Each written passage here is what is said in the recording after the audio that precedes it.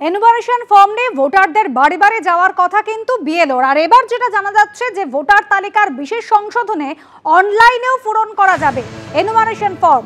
যারা বিএলওদের কাছ থেকে ফর্ম নিতে পারছেন না তারা অনলাইনেই ফর্ম পূরণ করতে পারবেন। পূরণ করা ফর্মটি নির্দিষ্ট পদ্ধতিতে আপলোড করতে হবে।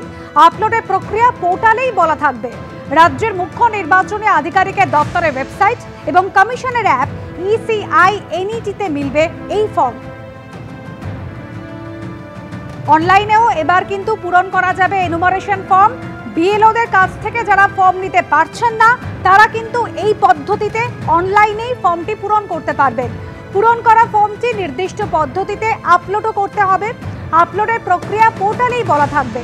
রাজ্যের মুখ্য নির্বাচনী আধিকারিকের দপ্তরের ওয়েবসাইট এবং কমিশনের অ্যাপ ECI-NET-তে মিলবে এই ফর্ম। এই এনুমারেশন ফর্ম আপনারা একেবারে অনলাইনেই ফিল আপ করতে পারবেন।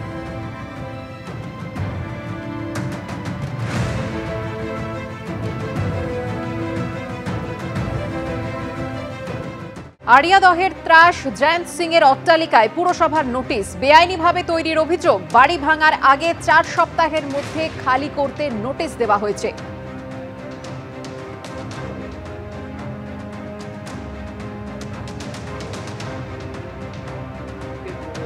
আমারই বললো যে ওই বাড়িটাকে ডিমোলিশ করে দেওয়ার জন্য তাদেরকে নোটিশ দিয়ে সেটাকে ভেঙে ফেলার জন্য এটা হচ্ছে মূল ব্যাপার। তো ভাঙার ক্ষেত্রে যে পদ্ধতি, সেই পদ্ধতি আমাদের অলরেডি শুরু করেছি আমরা। সেই পদ্ধতিতেই ভাঙবো।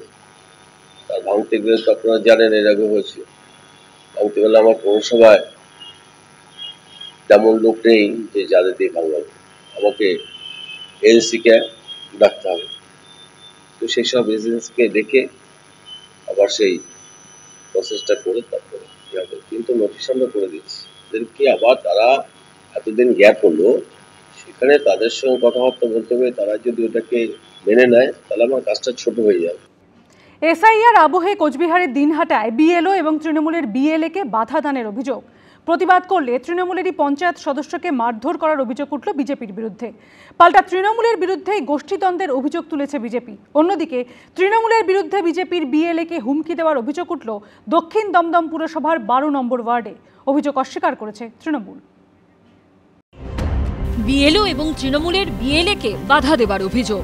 প্রতিবাদ করলে কোচবিহারের দিনহাটায় তৃণমূলের পঞ্চায়েত সদস্যকে মারধর করার অভিযোগ উঠল বিজেপির বিরুদ্ধে।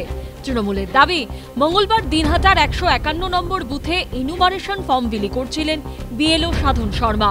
সেদিন বিএলওর সঙ্গে ভোটারদের বাড়ি বাড়ি যাচ্ছিলেন তৃণমূলের বিএলএ উকিল বর্মন।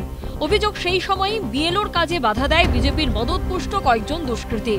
বৃহস্পতিবার ফের ওই এলাকায় গেলে শুরু হয় ঝামেলা। খবর পেয়ে ঘটনাস্থলে যান তৃণমূলের পঞ্চায়েত সদস্য গিরিন বর্মন।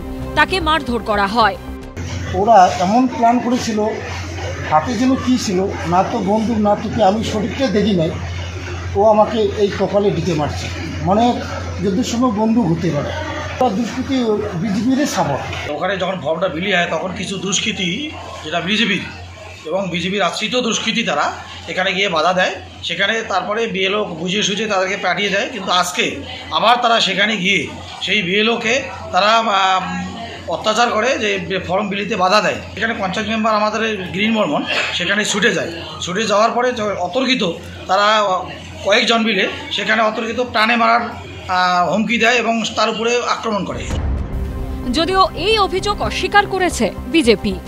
তৃণমূলের গোষ্ঠীদ্বন্দ্ব যে সারা কুচবিহার জেলা জুড়ে চরম আকারে পৌঁছেছে, এটাও তার একটা নিদর্শন।